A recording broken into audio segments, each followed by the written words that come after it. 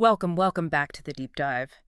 Today, we're plunging into a question that I know is on a lot of your minds, especially if you've been looking at that next big step in your IT skills, or maybe you just want to expand your home lab setup. And that question is, how can you really master Proxmox? This powerful open source virtualization platform. But crucially, how do you do it without having to break the bank? Now, if you're an IT pro wanting to level up, or even just a keen home labber, you've definitely heard of Proxmox Virtual Environment, PVE, right? Oh, yeah, absolutely. It's a real favorite. It's a powerhouse. People love it for its robust features. We're talking KVM virtualization, lightweight LXC containers, Yeah.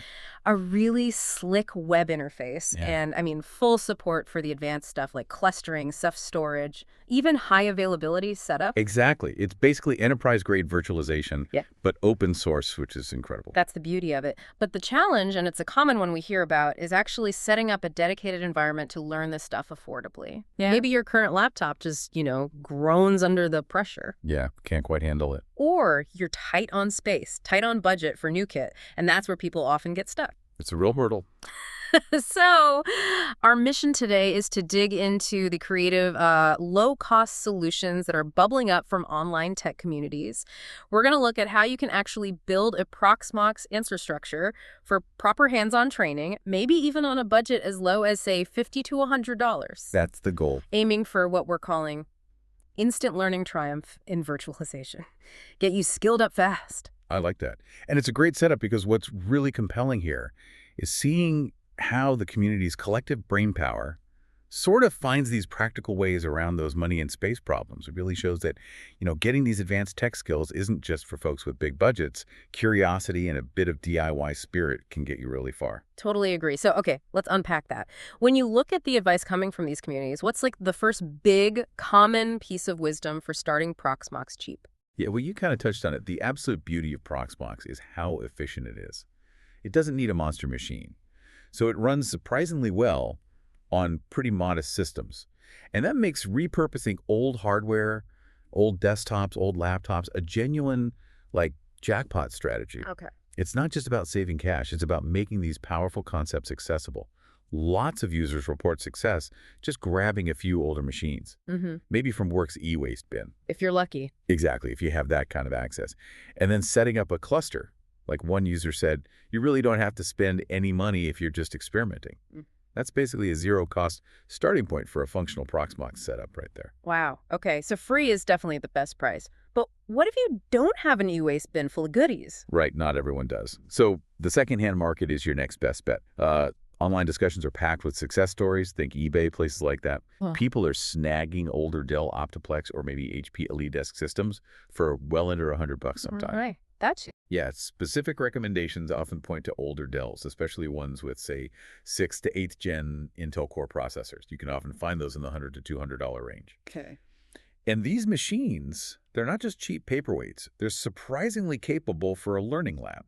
They often support 16 gigs of RAM, sometimes more, and enough storage for running multiple VMs or containers. The real insight here is how a simple setup, like, say, an Octoplex with an 8th gen i5, you pair that with a cheap, $20 SSD. Right. And suddenly you're not just running Proxmox, you're actively messing with important stuff like ZFS for data integrity, doing snapshots, understanding network segmentation in a cluster. These are proper enterprise-level skills suddenly within reach. That's fantastic. And another great tip is checking out local computer recycling places or refurbishing shops. Like one user shared, 6th gen i5, i7 full OEM systems go for $100 nowadays, and DDR4 RAM is cheap. Good point about the RAM. Yeah. And it's not just budget-friendly, it's also, a more sustainable way to handle tech. So yeah, aiming for that $50, $100 budget for a single refurbished desktop, or maybe a mini PC like an HP EliteDesk 800 G4, that's a really solid starting point for getting your hands dirty. I love that. Giving old tech new life. Super resourceful. But, okay, what about folks who need something smaller? Or maybe they do want to buy something new, just compact. Mini PCs seem to be everywhere now for Proxmox. Why are they so popular? Oh, they absolutely are popular, and for really good reasons. If you are buying new or you just need that compact form factor, mini PCs are often the go-to. You see models like the Beelink SER5 or maybe the newest Forum MS01 popping up a lot. They're usually around, say, $200, $230. Okay, so a bit more of an investment. A bit more, yeah, but they hit this sweet spot between decent performance and really low power consumption. They're small, they're quiet, but powerful enough for serious learning. I saw one user mention running 2 Celeron J tiny PCs running Proxmox, so super affordable ones for basic virtualization and even some light clustering practice. Wow. They might not be data center servers, sure, but for a home lab, they can handle multiple VMs, containers, letting you simulate realistic scenarios pretty well. And I bet the creativity gets interesting there too. Oh, totally. Yeah. There was this amazing example someone shared. They took a 2013 Mac Pro, the trash can model, Yeah. turned it into a Proxmox beast for about $300 total. That included swapping in a cheap $20 Azon chip, adding an $80 NVMe drive. No way. Yeah, and ended up with 64 gigs of RAM and 12 cores, 24 threads. It just shows what a bit of clever upgrading and repurposing can do. That's seriously impressive. It is, and for anyone tight on space, mini PCs are just brilliant. Portable SIP power. Someone running Proxmox on a Raspberry Pi actually with 16 GB RAM and an NVMe drive for about 180 euros specifically said, the thing I like here is the power consumption. That's a huge factor for labs running 24/7. It's exactly. Keeping those electricity bills down matters. Yeah. So even if your budget is closer to that $100 mark we talked about, you might still find a single mini PC with at least 16 GB RAM and an SSD. One commenter even suggested loading Proxmox onto a regular 2.5 RAM drive, maybe, and then using the M.2 slots for ZFS, either mirrored for redundancy or stripped for more space. Ah, clever. Yeah. That kind of setup lets you play with nested clusters, maybe experiment with Ceph, or just learn about storage redundancy without spending a fortune. It's all about maximizing the learning from every dollar spent. That's incredibly resourceful. Okay, so we've got free old hardware, cheap refurbished stuff, compact new mini PCs, lots of physical options. But now, this is where it gets really interesting, especially for people with literally zero budget or maybe zero extra space. Nested virtualization. Ah, yes, nested virtualization. It's a true game changer, especially, like you said, for the zero-budget folks, those in tiny apartments. Yeah. Essentially, you're running Proxmox inside a virtual machine Right. on the laptop or desktop you already own. This lets you simulate a whole Proxmox cluster, multiple nodes, shared storage, the works, without needing any extra physical boxes. Okay, that sounds powerful. It is. A user insight really nailed it. I run PVE clusters in VMs on a single physical PVE system. This lets you learn more about the behavior when clustering with SEP, etc., than you could on a single system. That's how you really get those crucial cluster management skills without the hardware headache. So what tools do you use for that? Well, popular choices are usually Oracle VirtualBox, which is free, or VMware Workstation. And the setup is surprisingly straightforward. You install VirtualBox or VMware on your machine, right? Then you create a few VMs, give each one maybe 1 or 2 CPU cores, split your available RAM between them. Ideally, you'd want 16 GB or more total on your host machine to make this comfortable. Then you just install Proxmox onto each of those VMs. NVM virtual cluster. Exactly. You can create a virtual cluster, play with complex storage like Ceph or ZFS across those virtual nodes, practice troubleshooting, all without spending a penny on hardware. The flexibility is huge. Like someone said, you can spin it up as nested within an existing virtualization environment. Perfect for short bursts of focused learning. Spin up a cluster, break it, rebuild it fast iteration.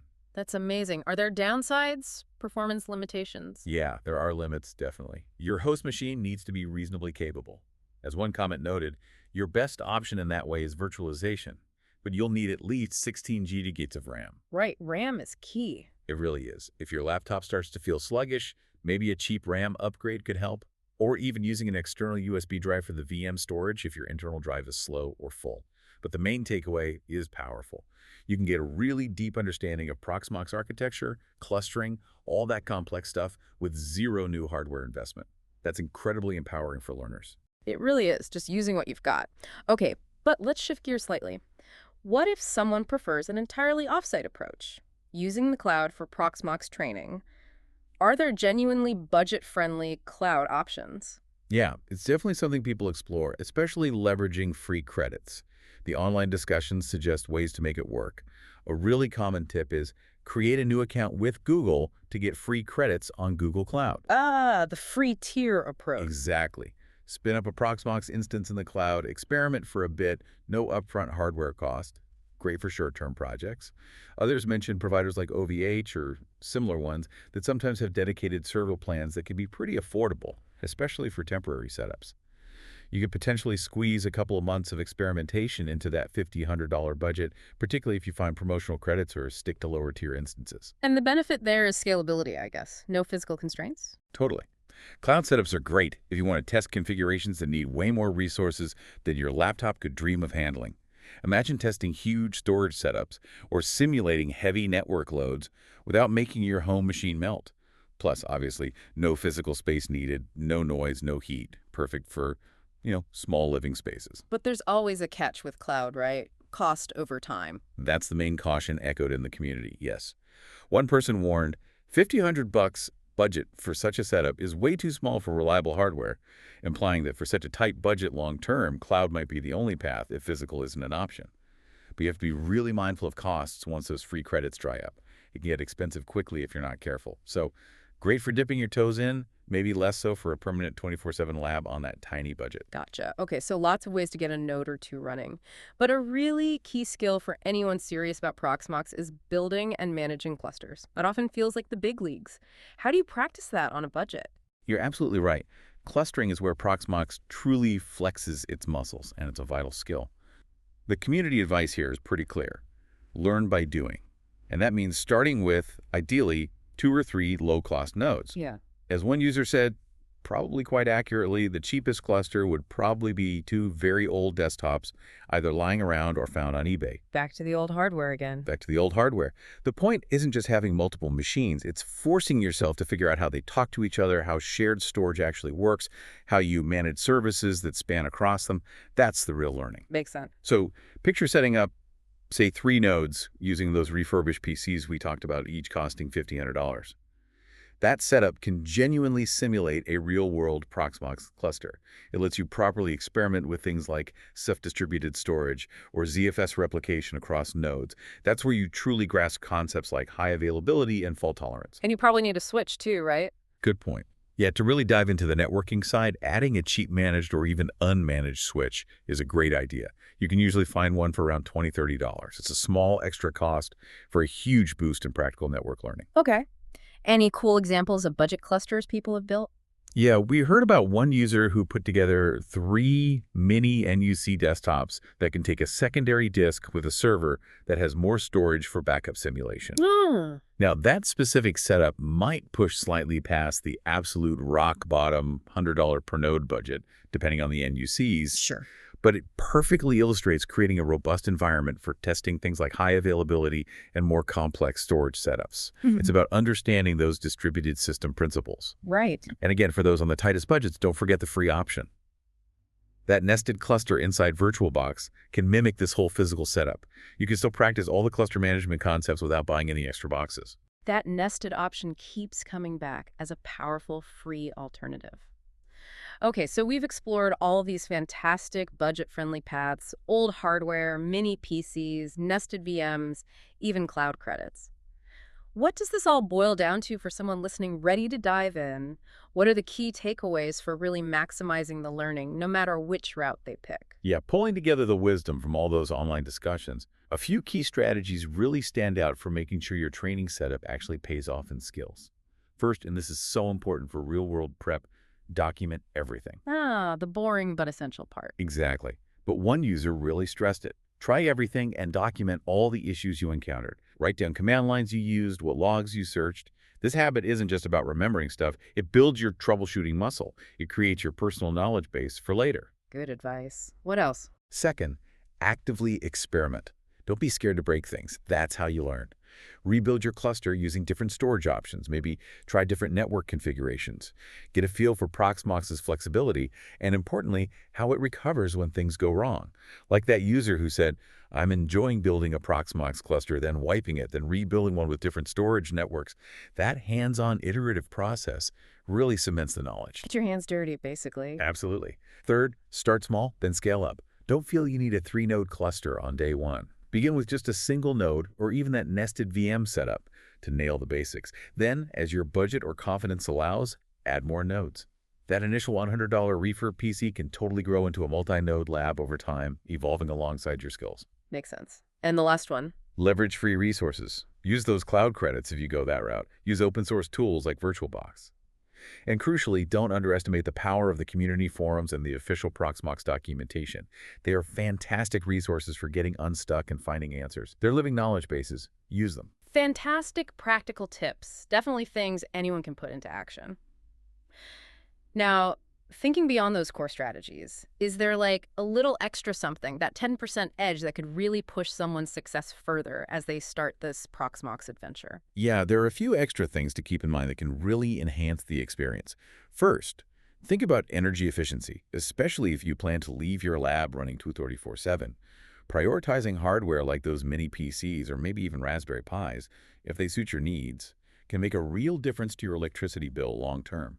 Makes continuous learning more sustainable, right? Good point. Those costs add up. They do. Second, actively seek out free online tutorials. YouTube is full of great channels dedicated to Proxmox. They can be a fantastic visual supplement to your hands-on practice, showing you step-by-step how to do specific things. Right. Sometimes seeing it done helps. Exactly. And finally, consider actually joining some of these open source communities or forums, places like Reddit, specific Discord servers, maybe even X. Connect with other learners, ask your questions, share your own tips as you learn. Yeah. It doesn't just boost your learning, it builds a network, a support system for your journey. That community aspect is huge. Okay, wow. What an incredible deep dive this has turned out to be. We've covered so much territory today, from digging old laptops out of storage to grabbing a cheap refurb Optiplex, choosing a sleek mini PC, or even going fully virtual with nested VMs. It just feels crystal clear. Now, that building a budget-friendly Proxmox training environment isn't just possible, it actually sounds like a pretty exciting journey into virtualization itself. It really does. You, listening right now, you should have a really clear roadmap to answer that initial question. How do you master Proxmox without emptying your wallet? Every path we talked about offers a genuine way to unlock new skills from basic VM management right up to tricky clustering and storage stuff, all doable on a budget. And what's really fascinating, I think, is seeing how that collective wisdom from online communities effectively democratizes access to these pretty advanced technical skills. Yeah. It really proves that innovation and learning, they aren't just reserved for people or companies with massive budgets. It's for anyone with that spark of curiosity and the willingness to just try things out. It's the power of shared knowledge, really. Couldn't have said it better myself.